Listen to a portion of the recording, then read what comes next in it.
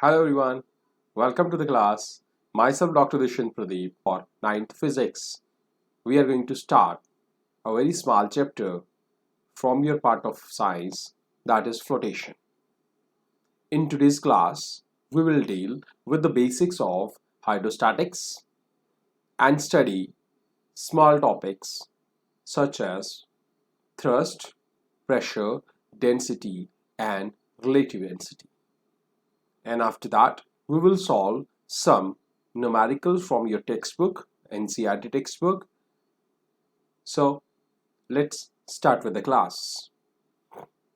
So बच्चों, आज का जो चैप्टर है आपके पास वो है फ्लोटेशन.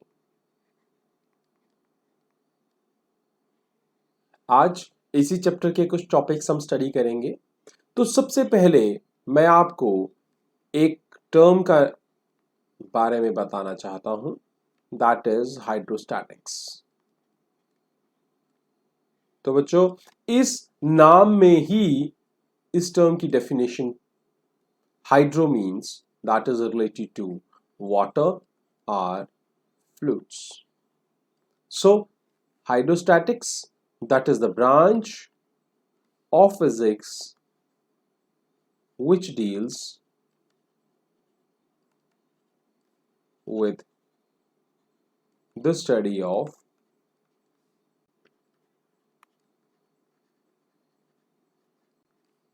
properties of fluid.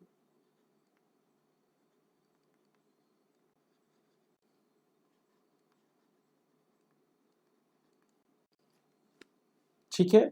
सो ये फिजिक्स जो है, ये पार्ट ऑफ फिजिक्स जो है, जो प्रॉपर्टीज ऑफ फ्लूइड स्टडी करता है, ये बेसलेस नहीं है, ये कुछ प्रिंसिपल्स पे वर्क करता है.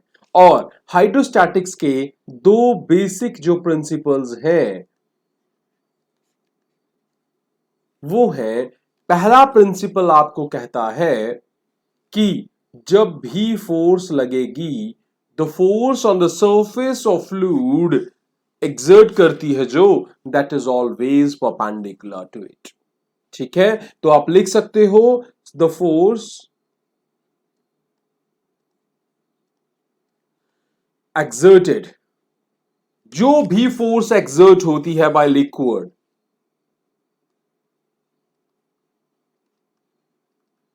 by the liquid on its surface in contact is normal to it.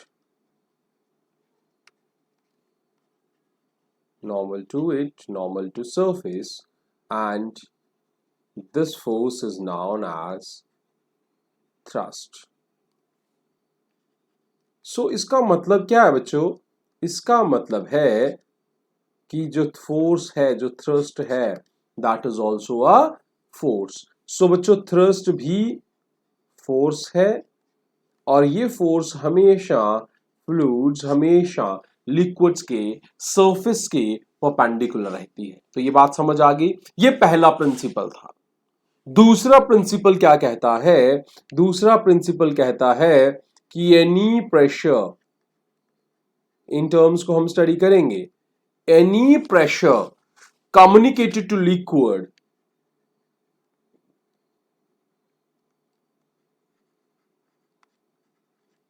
communicated to liquid is equally transmitted. It is equally transmitted to the whole liquid. To the whole liquid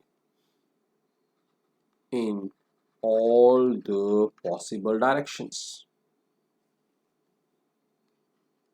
बच्चों ध्यान से पढ़ना. ये क्या बोल रहे हैं? ये प्रिंसिपल क्या कहता है?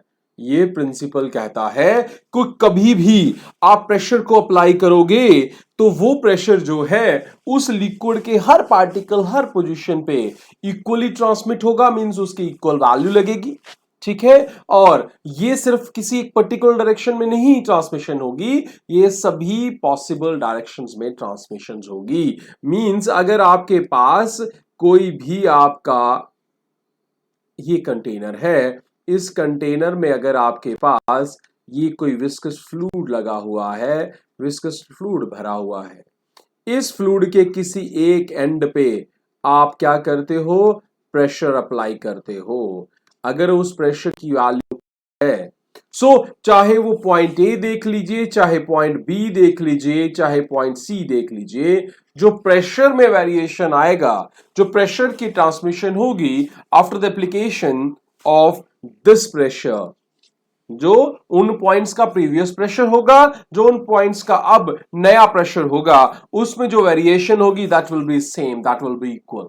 सो कोई भी पर्टिकुलर डायरेक्शन नहीं है, ऐसा नहीं है कि आपने इसको अपसाइड डाउन लिया तो सिर्फ इसी पर्टिकुलर एरिया में ही प्रेशर अप्लाई होगा, बिल्कुल ऐसा नहीं है। वो किसी भी डायरेक्शन में होगा, जितनी पॉसिबल डायरेक्शंस वहां पे होगी उन सभी में इक्वल वैल्यू ऑफ प्रेशर जो है वो ट्रांसमिट होगा। तो बच्चों ये दो प्रिंसिपल्स हैं जिनके बेसिस पे हाइड्रोस्टैटिक्स जो है वो स्टडी करता है प्रॉपर्टीज ऑफ लिक्विड। अब यहां पे दो चीजें आपके पास खुल के आई हैं। First one is thrust, second one is pressure. So बच्चों हमने एक चीज तो बड़ी इंपॉर्टेंट पढ़ ली कि थ्रस्ट बच्चों जो होती है दैट इज द फोर्स। ठीक है, फोर्स कौन सी वाली फोर्स, जो लिक्विड के सरफेस पे म्यूचुअली परपेंडिकुलर होती है। अब प्रेशर क्या है बच्चों, वही फोर्स, कौन सी वाली फोर्स, थ्रस्ट वाली फोर्स। फोर्स और थ्रस्ट एक्टिंग पर यूनिट एरिया, कि अगर एक यूनिट एरिया में फोर्स या थ्रस्ट लगती है उसकी value that is called pressure. वो क्या हो गया बच्चों, दैट इज प्रेशर। मतलब pressure will be equal to thrust upon area. तो जो परपेंडिकुलर फोर्स लगा रहे हो उसे एरिया से अगर आप डिवाइड कर सकते हो, so you will get the value of the pressure. अब ये जो प्रेशर है ये बहुत ही इंपॉर्टेंट, बहुत ही एक इंपॉर्टेंट प्रॉपर्टी है, ए फिजिकल क्वांटिटी है। क्या चीज है ये, आप लोगों ने सबने, सबसे पहले हम घर से शुरू करते हैं, जब भी कंस्ट्रक्शन होती है, हमारे घरों में कोई चीज बनाई जाती है तो आप लोगों ने देखा जो प्लिंथ बीम घर में भरा जाता है सबसे नीचे, उसकी विड्थ जो होती है वो हमेशा दीवार से ज्यादा होती है। जो दीवार की विड्थ होती है उससे प्लिंथ बीम जो होता है उसकी कंस्ट्रक्शन के टाइम उसकी वैल्यू ज्यादा होती है, उसकी डायमेंशन ज्यादा होती है। क्यों ज्यादा होती है, क्योंकि हमने पढ़ा कि pressure is equal to force upon area. अगर एरिया वैल्यू ज्यादा होगी, एरिया की वैल्यू ज्यादा होगी तो प्रेशर कम पड़ेगा। मींस आपकी जो वॉल्स हैं they will exert small pressure as compare to the pressure that is exerted by that plinth beam on the surface of earth. So वो सरफेस पे, प्लिंथ की सरफेस पे कम फोर्स लगाएंगी और प्लिंथ की फोर्स जितनी मर्जी हो धरती के ऊपर लग रही, इससे दीवार के नीचे धंसने का चांसेस जो हैं they get reduced. Number one thing. Second thing, you may have notice that whenever people are moving through the muddy areas, they used to put on plastic boots. Done? Those plastic boots, they have a very fluffy, very increased surface area of their flat bottoms. So आपने देखा rubber के जूते लगाए जाते हैं जब भी muddy areas में जाया जाता है। क्यों? क्योंकि उनका सरफेस एरिया, उनका बॉटम एरिया ज्यादा होता है। ठीक है, इसी तरह जब स्नो में मूव करना होता है तब भी ऐसा होता है। हम सरफेस ऑफ जो आपके बूट्स हैं, आपके शूज जो हैं, उनका सरफेस जो होता है that surface area is more, उससे फोर्स कम लगेगी, प्रेशर कम लगेगा। फोर्स अपॉन एरिया, एरिया ज्यादा होगा, प्रेशर कम एक्सर्ट होगा। आपने देखा camel which are moving always the, you can say moving throughout the ocean of sand, क्या होता है उसमें, उनके पैर जो होते हैं वो कितने, उनका बॉटम जो होता है that has more surface area as compare to other animals. Why? Because on the surface of sand, sand की वजह से क्या होता है, रिजिडनेस कम होती है, सैंड के ऊपर पैर रखते ही पैर धंस जाता है। लेकिन उनका पैर का साइज ज्यादा होता है, उससे क्या होता है, जब वो सरफेस के ऊपर पैर रखते हैं सो पैर जो है वो रेत के अंदर ज्यादा धंसता नहीं है, बीच में सबमर्ज नहीं होता, बिकॉज एरिया इज देयर। लेकिन इन केस ऑफ नेल्स और नाइफ्स, नाइफ के केस में या नील्स के केस में आप लोगों ने देखा surface area is less. Surface area क्या होता है, लेस। जब भी शार्प नाइफ होता है तो उसका फ्रंट का एरिया, सरफेस का एरिया जो होता है बहुत कम होता है। क्यों? Surface area is lesser means more pressure can be applied. Similar in the case of the nails, Niels में भी फ्रंट एरिया कम होता है। बच्चों एरिया कम, फोर्स तो बराबर लगा रहे हैं हम, कम से कम फोर्स लगाने पर भी हमें अच्छी वैल्यू ऑफ प्रेशर मिल जाएगी, जिससे क्या होगा, नेल आसानी से सरफेस के अंदर चला जाएगा। So they are some qualities of having a good value of good ratio of pressure. ये बात समझ आ गई? चलिए कुछ न्यूमेरिकल प्रॉब्लम सॉल्व करते हैं और उससे हमें ज्यादा समझ आएगा कि थ्रस्ट और प्रेशर्स की वैल्यूज क्या है। क्वेश्चन नंबर 1 जो मैं आपके साथ शेयर कर रहा हूं, that question number 1 that has some language like this. The force जो है, the force on a needle, एक नीडल है बच्चे, ये नीडल है फोनोग्राम की, उसके ऊपर फोर्स लग रही है 1.2 न्यूटन। द पॉइंट, जो पॉइंट होगा उस नीडल का, the point has circular cross section,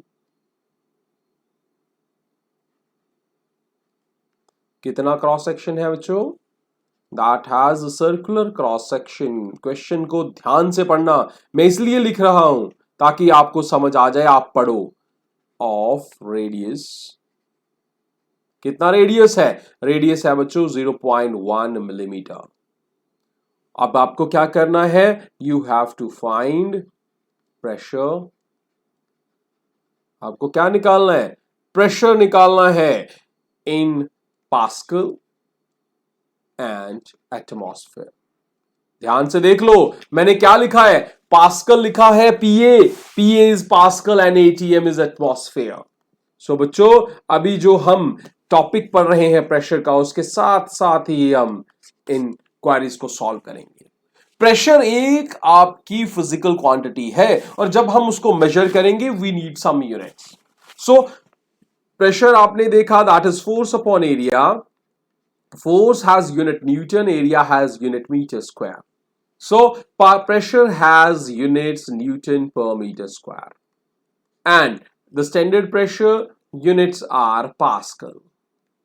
ठीक है बच्चों, इसके यूनिट्स क्या हो गए, पास्कल। और इसी तरह से इसके दूसरे यूनिट्स क्या हो गए, इनके दूसरे यूनिट्स हमारे पास है एटमॉस्फेयर, एटमॉस्फेरिक प्रेशर। कैसे भी नोट करते हैं एटमॉस्फेरिक प्रेशर को, हमेशा याद रखना है 1 एटमॉस्फेरिक प्रेशर जो है that is equal to 101.3 pascals. 10 की पावर 3 मींस आप लिख सकते हो दैट इज 101.3 किलो पास्कल। ये बात समझ आ गई आपको? इसी तरह हमारे पास एक और यूनिट है बार। So 1 bar is equal to 10 raised to power 5 pascals. एक बार किसके बराबर होता है, 10 की पावर 5 पास्कल्स के बराबर। तो बच्चों इन यूनिट्स को नोट कर लेना। अब क्वेश्चन भी यही है, क्वेश्चन क्या है, आपको एटमॉस्फेयर में या आपका जो पास्कल यूनिट है दोनों में आपको अपने प्रेशर की वैल्यू निकालनी है। सो बच्चों सबसे पहले हम क्या लिखेंगे, जो गिवन है। गिवन क्या था क्वेश्चन में, क्वेश्चन में गिवन था बच्चों कि फोर्स जो है that is equal to 1.2 newton. Force कितनी है आपकी, 1.2 2 न्यूटन आपकी फोर्स है बच्चों। अब दूसरी चीज क्या आपको बता रहा हूं, आपके पास जो क्रॉस सेक्शन बनेगा उसका जो रेडियस है दैट इज 0.1 मिलीमीटर। अब बच्चे क्रॉस सेक्शनल है, सर्कुलर क्रॉस सेक्शन है, तो area will be equal to pi R square.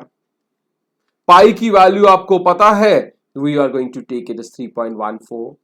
Are कितना है, आर की वैल्यू है बच्चों 0.1 मिलीमीटर, मिली का मतलब है -3 इनटू, क्योंकि स्क्वायर है, 0.1 इंटू 10 की पावर -3। सो बच्चों जब इसे आप सॉल्व करोगे यू वुड गेट 3.14 इंटू 10 की पावर -8 मीटर का स्क्वायर। सो बच्चों एरिया मिल गया आपको, ये फोर्स आपके पास 1.2 न्यूटन है, हमें निकालना है प्रेशर। सो बच्चों पहले प्रेशर क्या निकालेंगे, pressure will be equal to force upon area. So जब आप फोर्स अपॉन एरिया निकालोगे, so what we are going to have, force आपकी आ गई 1.2 अपॉन 3.14 10 की पावर -8। बच्चों ये 10 की पावर -8 ऊपर चला जाएगा, 1.2 को डिवाइड करेंगे 3.14 से,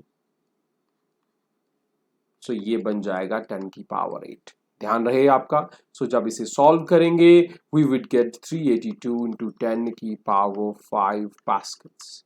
तो क्योंकि ये स्टैंडर्ड यूनिट थे, यहां पे न्यूटन पर मीटर स्क्वायर की फॉर्म में आ रहा था, so that is exactly what, pascal. अब हमने पढ़ा कि पास्कल को कन्वर्ट करना है मुझे, अब किस में चाहिए, एटमॉस्फेरिक यूनिट्स में। एटमॉस्फेरिक अभी हमने वो पढ़ा, 1 एटमॉस्फेयर किसके बराबर था, 1 एटमॉस्फेयर इज इक्वल टू 1.013 101.3 10 की पावर 3 पास्कल्स। डन। सो मैं क्या करता हूं, मुझे आपको अब इसे पास्कल्स में कन्वर्ट करना है। 382 10 की पावर 5 पास्कल्स है बच्चों।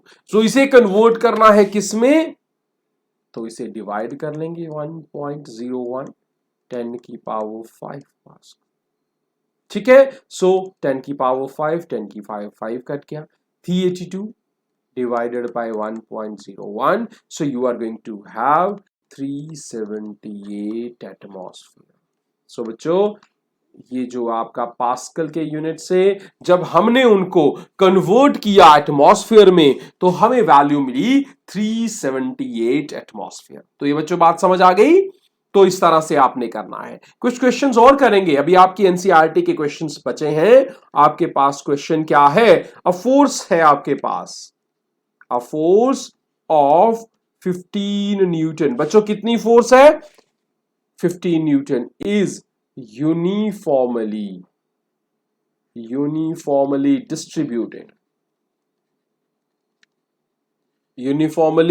Distributed over an area of, कितना एरिया है बच्चों, 150 centimetre square. Find the pressure in pascal. So आपको क्या करना है, प्रेशर निकालना है बच्चों इन पास्कल्स। सो सबसे पहला काम मैंने आपको क्या बताया हुआ है, सबसे पहले क्या देखना है आपको, गिवन क्या है। सो फोर्स इज 50 न्यूटन, फिर प्रेशर के लिए एरिया चाहिए, area is given 150 centimetre square. ये सेंटीमीटर में है, मुझे पास्कल यूनिट चाहिए, मींस मुझे क्या चाहिए, न्यूटन पर मीटर स्क्वायर।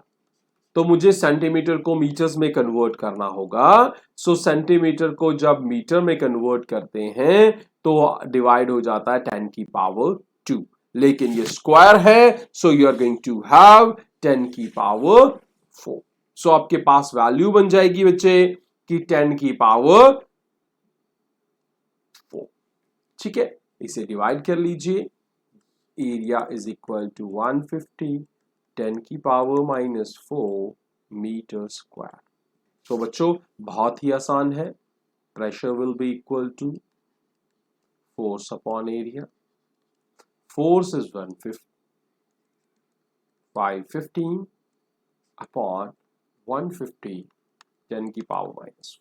सो बच्चों ये 10 की पावर -4 ऊपर चला जाएगा, तो ये बन जाएगा 10 की पावर 4। इधर आ गया 15/150, 15/150 है, सो ये आपके पास 10 बच गया, 10 ऊपर से कम हो गया, it is going to be 10 raised to power 3 pascals. So pressure will be equal to 10 की power 3 pascals. तो ये बात आपको समझ आ गई, बहुत ही आसान था। 1000 पास्कल आपका आंसर आ गया, इतना आपका प्रेशर की वैल्यू आ गई है, that is what we are going to have. ठीक है बच्चों, चलिए नेक्स्ट क्वेश्चन देखिए। नेक्स्ट क्वेश्चन क्या था, how much force should be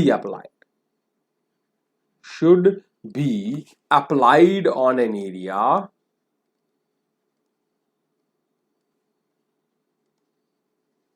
कितना, an area of what, 1 centimeter square to get pressure कितना of 15 पास्कल। कितना आ गया आपके पास, 15 पास्कल का प्रेशर। चलिए फिर से पहला काम पहले, क्या पहला काम पहले, गिवन क्या है, आपको एरिया ऑफ क्रॉस सेक्शन मिला है, दैट इज 1 सेंटीमीटर स्क्वायर। बच्चों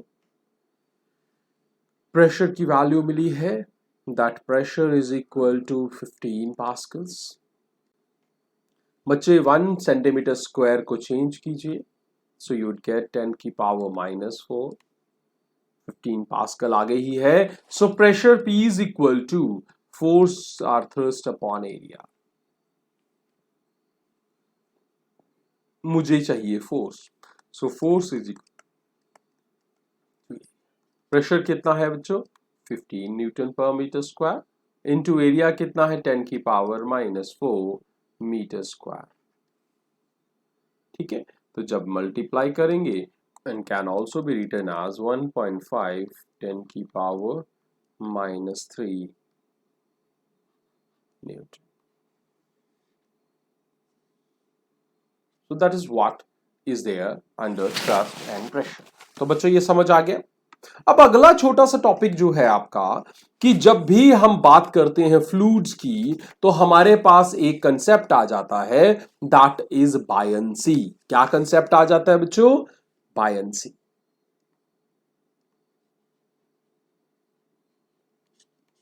जब भी कोई ऑब्जेक्ट किसी फ्लूइड के अंदर आप डिप करते हो, तो वो ऑब्जेक्ट हमेशा ऊपर आने की कोशिश करता है। क्यों, क्योंकि जो आपका फ्लूइड है वो उस ऑब्जेक्ट के ऊपर एक अपवर्ड फोर्स लगाता है। मींस आपने उस पर डाउनवर्ड बॉल या किसी भी स्फेरिकल ऑब्जेक्ट को अगर डालते हो, तो वो हमेशा बाहर की तरफ आने की कोशिश करता है। That upward force exerted by the fluid on an object which is immersed into it is known as buoyancy. And बच्चों, this buoyancy totally depends upon the density of that object. उस मटेरियल जिसके अंदर हम उस ball को immerse कर रहे हैं, उस मटेरियल की डेंसिटी के ऊपर डिपेंड करता है। बात समझ आ गई। लेकिन बच्चों डेंसिटी क्या चीज है, अब बात आ गई कि व्हाट इज डेंसिटी। तो बच्चों डेंसिटी एक ऐसी प्रॉपर्टी है किसी मटेरियल्स की जो ये बताती है कि एक फिक्स्ड वॉल्यूम में कितना मास कैरी करता है वो object. So density is what, it is the ratio of mass per unit volume. So density D को हम कैसे लिखेंगे, मास अपॉन वॉल्यूम। अब यूनिट्स की बात, क्योंकि फिजिकल क्वांटिटी है, यूनिट क्या होंगे, मास के यूनिट क्या है बच्चों, किलोग्राम, अपॉन वॉल्यूम के यूनिट क्या है, cubic metre. So your units are kilogram per cubic metre. बात समझ आ गई है, किलोग्राम पर क्यूबिक मीटर। अब हमें कई टाइम हमें यह देखना होता है कि डेंसिटी या घनत्व जिसे आप कहते हो कि कोई ऑब्जेक्ट कितना घना है, then we have to compare it with something that we are usually using. हम चेक करते हैं उन ऑब्जेक्ट्स को जिन्हें हम रोजमर्रा यूज करते हैं, उसके साथ कंपेयर करते हैं। और सबसे कॉमन ऑब्जेक्ट जो हम यूज करते हैं डेली लाइफ में, that is water. So when we compare the density of one object with the density of water at 4 degrees Celsius, we say that comparison as relative density. So बच्चों, relative density क्या है? It is the ratio of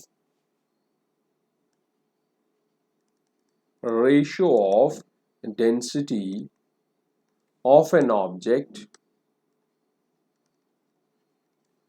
to density of water at 4 degrees Celsius. बात समझ आई? Means relative density, that is equal to density of object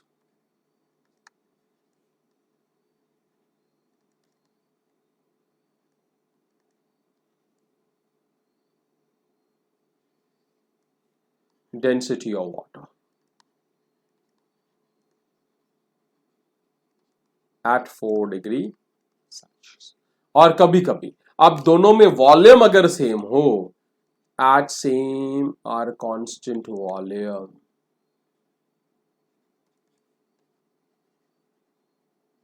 relative density is equal to the mass of material upon mass of water of equal volume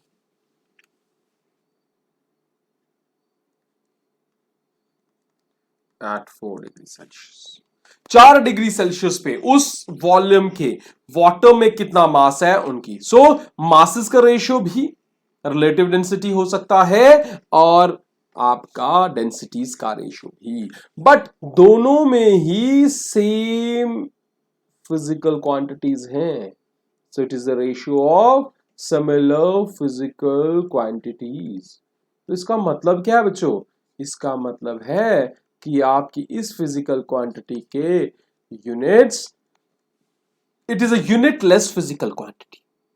so unitless physical quantity की एक example क्या आ गई आपके पास? Relative density. तो ये बच्चों आपको बात समझ आ गई? सो स्टूडेंट्स, मुझे उम्मीद है आपको ये टॉपिक्स और ये न्यूमेरिकल क्वेश्चंस समझ आए होंगे। इन न्यूमेरिकल क्वेश्चंस को सॉल्व कीजिए। These questions are going to be your home assignment also. Solve similar questions from your textbook. So, till then, be with me. Enjoy physics. Goodbye.